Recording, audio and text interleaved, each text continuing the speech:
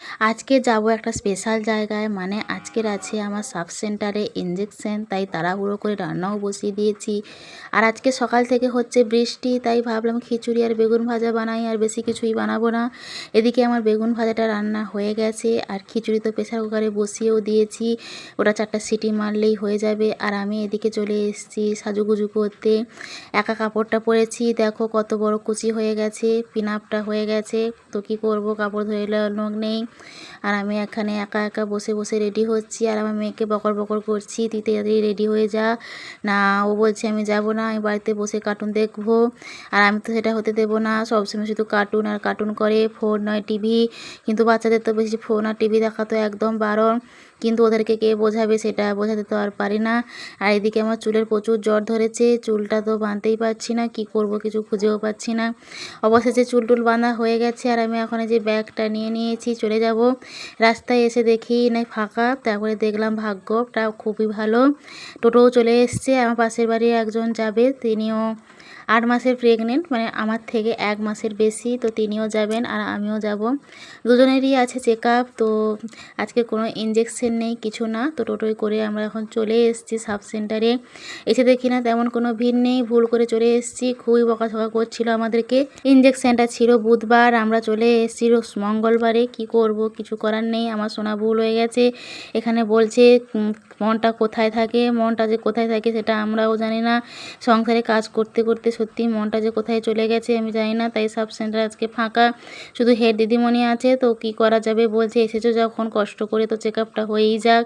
প্রথমে চেক আপটা আমার হয়ে গেছে, তারপরে এনার হচ্ছে চেক আপ। আমার চেক আপটা যে করছি, কেউ তো ভিডিও করে দেওয়ার মতো লোক নেই, আর এনারা জানেন না যে আমি ভিডিও করি, আমি লুকিয়ে লুকিয়ে ভিডিও করছিলাম। আর ইনি এখন বসেছে, ইনের তো ডেট দিয়ে দিয়েছে, আর 2 মাস পরে বেবি হবে।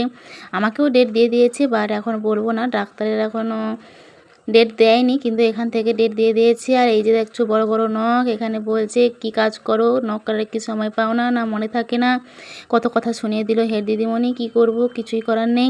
আর উনি গেছে চেক আপে, আমি আর আমার মেয়ে এখানে খুনসুটি করছি, বসে আছি। তো বলছি তোমার ভাই হবে না বোনু হবে, বোনু হলে তুমি নেবে না নেবে না, এটাই বলছে আমি যা হবে আমি তাই নেব, আমার একটা বন্ধু হবে। আর তারপরে হেঁটে হেঁটে চলে এসেছি, প্রচুর তো পরিমাণে পা ব্যথা করছে, আর এদিকে খুব জোর খিদেও পেয়ে গেছে, তাই খিচুড়ি নিয়ে বসে পড়েছি।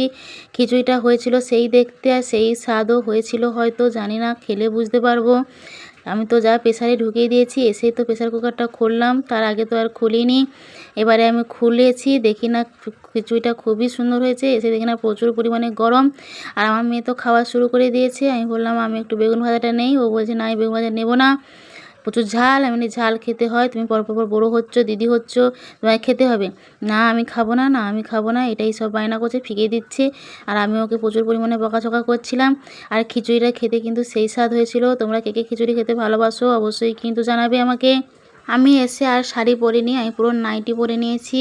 আর নাইটি পরলে যে বাড়ির লোকেরা যে কী বিরক্তি হয়, মুখ পুরো যেন গম্ভীর হয়ে থাকে। যাই হোক, ওদের মুখ গম্ভীরে আমি কি করব, আমার যে কষ্ট হয় সেই কষ্টটা তো কেউ আর বোঝে না, কি করব।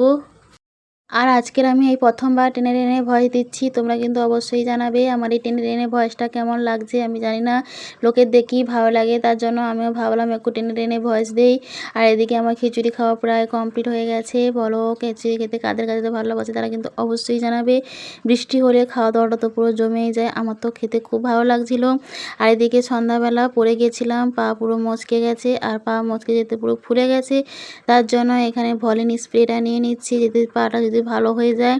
খুব কান্নাকাটি করছিলাম, খুব যন্ত্রণা হচ্ছিল, কিছু করার নেই, দেখে চলতে হতো আমাকে হয়তো, কিন্তু চোখ তো উপর দিকে থাকে, চোখ তো নিচের দিকে থাকে না, তাই হয়তো পাটা মচকে গেছে, আর কিছু করার নেই। আর এদিকে আমার প্রচুর পরিমাণে খিদে পেয়ে গেছিলো, শাশুড়ি মাকে বলেছিলাম একটু সেমাই বানিয়ে দিতে, পুরো ছাড়খাড় করে দিয়েছে, দেখো কালা কালা হয়ে গেছে।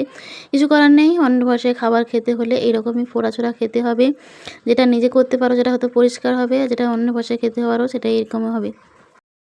এটা যদি আমি বানাতাম তাহলে কত কথা হয়তো শুনিয়ে দিত, কিন্তু ওনারা যেহেতু বানিয়েছে, আর ওদেরকে কোনো কথা শোনাতে পারবো না। কেন বলো তো, যে ওটা বলবে রেঁধে দিয়েছি তোমাদের ভাগ্য ভালো, আর আবার কথা শোনাচ্ছ, কিন্তু আমরা যখন রেঁধে দিই সেটা কি আমাদের ভাগ্য ভালো হয় না?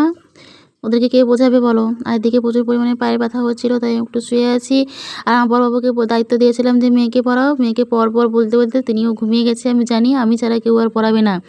এদিকে শাশুড়ি মা রুটি বানিয়েছিল আর দুধ বাড়ির দুধ আছে, সেই দুধ দিয়ে এখন বাতাসা দিয়ে রুটি খাওয়া হবে। আর তোমরা কারা কারা রুটি আর দুধ খেতে ভালোবাসো অবশ্যই কিন্তু জানিয়ে দিও কমেন্ট বক্সে, ঠিক আছে।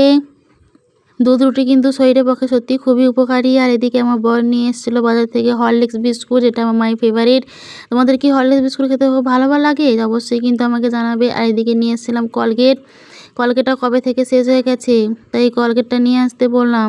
কয়েকদিন ধরে তো ছাই দিয়েই দাঁত ঘষছি। তোমরা কি ছাই দিয়ে দাঁত ঘষো কোনো দিন? আমি ঘষি গো, তোমাদেরকে দেখাবো একদিন যে ছাই দিয়ে কীভাবে দাঁত ঘষতে হয়। আর এদিকে মেয়ের জন্য নিয়ে এসে 4টে কেক।